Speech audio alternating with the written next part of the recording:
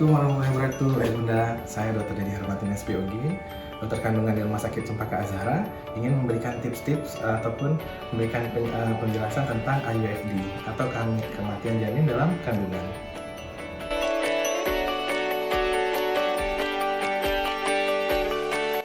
Jadi, apa itu IUFD atau kematian janin dalam kandungan?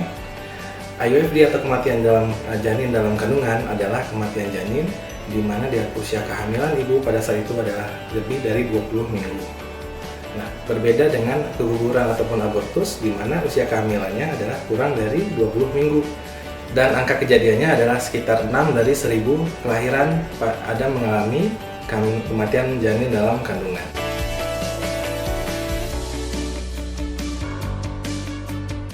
Untuk penyebabnya, apa saja sih penyebab terjadinya kematian janin dalam kandungan ini atau IUFD? Yang pertama bisa karena maternalnya atau faktor si ibu. Yang kedua juga bisa karena faktor si bayinya, si janinnya. Nah, faktor-faktor si ibu yang paling sering itu adalah keadaan kekurangan oksigen. Nah, kekurangan oksigen itu dapat menyebabkan terjadinya asupan ke bayinya juga berkurang. Yang kedua, karena hipertensi ataupun preeklamsia atau tekanan darah tinggi pada si ibunya. Yang ketiga adalah keadaan diabetes mellitus gestasional atau kadar gula darah tinggi yang terjadi pada si ibu yang bisa terjadi pada saat hamil saja.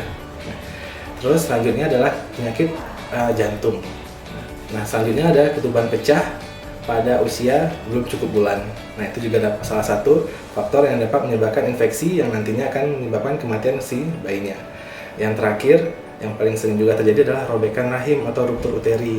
Nah, biasanya terjadi pada pasien-pasien yang sudah pernah mengalami seksi cesarean sebelumnya, namun karena suatu keadaan dan harus melahirkan normal, sehingga bisa terjadi robekan. Namun itu persentasenya sedikit. Selanjutnya, yang kedua ada faktor janin. Nah, faktor janin ini sekitar 20% itu disebabkan oleh karena kelainan genetik, yaitu kelainan kromosom dan kelainan kongenital. Ya. Yang kedua karena infeksi, selanjutnya ke anemia berat atau kekurangan hemoglobin dalam darah si ibu yang dapat menyebabkan si bayinya jadinya kekurangan darah hebat ataupun ada kelainan darah si bayinya sebelumnya. Terus selanjutnya adalah kegangguan atau disfungsi dari plasenta. Nah, plasenta itu kita tahu adalah suatu ari-ari si bayi yang menghubungkan antara si ibu dengan si bayi.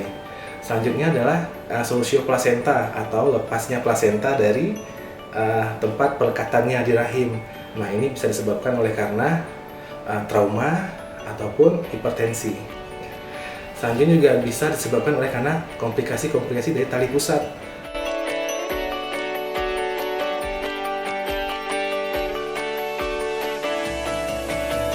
Nah, faktor risiko apa saja yang menyebabkan terjadi IUFD? Ya, jadi faktornya adalah yang pertama usia si ibunya lebih dari 35 tahun, yang kedua usia kehamilannya lebih dari 42 minggu, ya.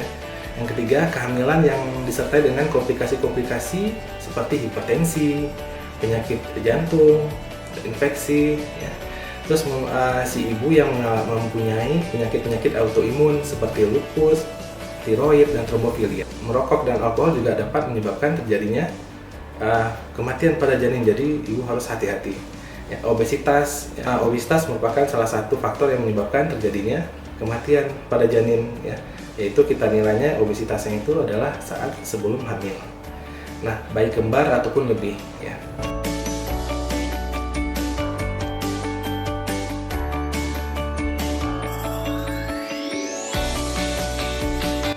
Gejala dari IUFD sendiri bisa dirasakan oleh ibunya, yaitu dengan ibu tidak merasakan gerakan bayi meskipun sudah dilakukan perangsangan seperti mendorong perut bayi atau mendorong bagian-bagian bayi.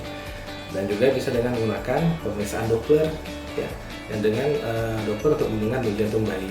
Namun diagnosa pastinya mengenai si bayinya apakah sudah meninggal atau tidak, kita biasanya menggunakan USG atau ultrasonografi.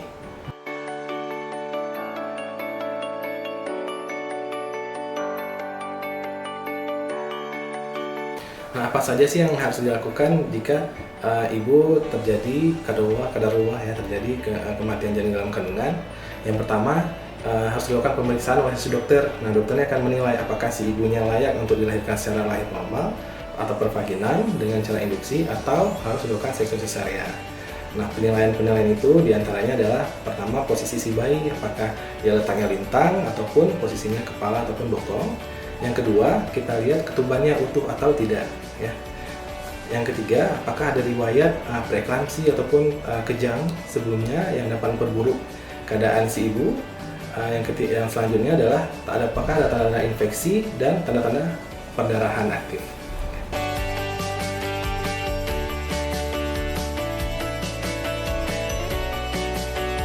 Apa saja sih resiko terjadinya IUFD ini jika dibiarkan saja?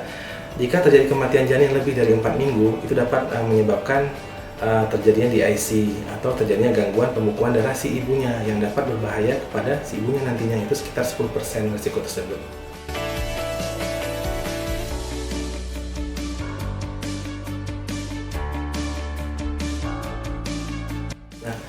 Tata laksana setelah persalinan bagaimana? Nah, si ibu biasanya diberikan obat untuk supresi ASI atau menahan agar tidak terjadinya produksi ASI yang berlebihan sehingga terjadi pembengkakan. Yang kedua, kita juga bisa memberikan psikoterapi terhadap si ibunya agar tidak terjadi postpartum blues.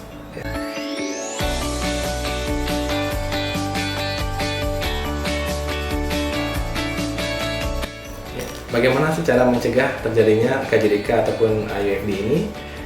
Yaitu dengan melakukan antenatal care yang baik, ya, rutin setiap bulannya, dan juga dengan melakukan antenatal care yang baik, maka kita dapat melihat perkembangan si bayi dan komplikasi-komplikasi yang kemungkinan akan timbul terhadap si bayinya.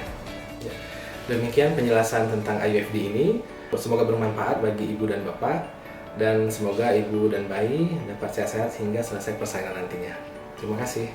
Assalamualaikum warahmatullahi wabarakatuh.